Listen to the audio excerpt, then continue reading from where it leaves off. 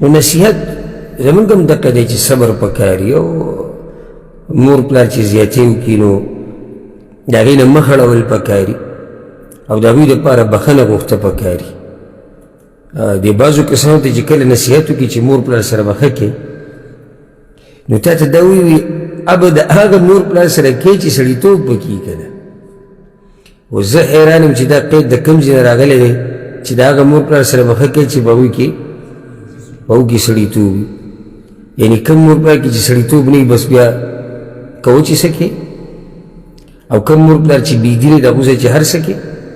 الله په قرآن کې وایي چې که کافري مور پلار بیا به ورسره هم ښه کوې. سورت لقمان کې الله وایي چې کافري بیا به ورسره هم ښه کوې او ته زما پلار بد اخلاقه دی نه شو.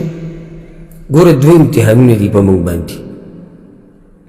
دوه، یو امتحان په موږ دا دی چې الله په موږ باندې د مور پلار خدمت او د هغوی سره ښه کول لازم کړي دي. دا یو امتحان دی. په یو نیم سړي باندې دا امتحان ډبل شي هغه داسې چې بیا د مور پلار یې ظالمان او بد اخلاقه وي نو دا اوس په ده باندې دویم امتحان دی. د دې مطلب دا نه شو چې مور پلار بد اخلاقه دي ظالمان دي نو د هغوی هغه حق ساقط شو.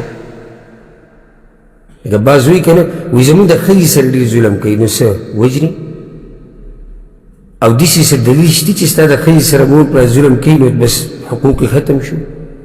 کوم ځای کې دي ته په ځوانۍ کې کیدای شي ته هم زیاتي کړي بد اخلاقي دي د مور پلار سره کړي که نه دې څوک نشته داسې به شوي که نه به یې شوي. هغوی صبر نه دی کړی هغوی کړی یې که نه تا به څه څه نه یې کړي تا به هغوی له جوابونه هم ورکړي تا به بې ادبي هم کړي تا به د هغوی مال بې ځایه هم خوړلی تا به ډېر څه کړي د هغوی زړه ته به د قسمه قسم تکلیفونه هم رسولي بیا هم هغوی صبر کړی.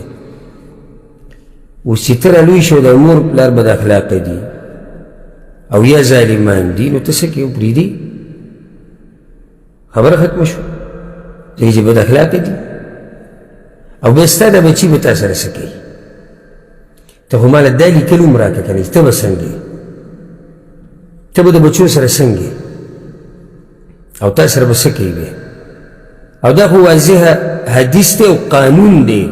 قانون پیغمبر صلی الله علیه وسلم وایي د خپل مور پلار سره ښه کوئ ستاسو بچي به تاسو سره ښه کوي. دا قانون دی. په دې سینې ولیکه داسې په دې سینه قانون دوه خبرې پیغمبر کړي دي. د مور پلار سره ښه کوئ ستاسو بچي به تاسو سره ښه کوي تاسو صفا اوسئ ستاسو بیبیانې به پاکي. دا قانون دی چې سړی په خپله زیناکاري فحاشي غلط کارونه کوي د زنانه هم پاکه نشي پاتې کېدی او چې په خپله صفا وي الله به ستا د کور والا حفاظت کوي. نو مور پلار که ظلم وکړي زیاتې وکړي په هغې صبر پکار دی. خو کله داسې شي چې خبره یعنې نوره نه کنټرولېږي لکه یو نیم پلار لکه موږ ته مسلې راغلي دي که نه ځان یې سم لیونی کړی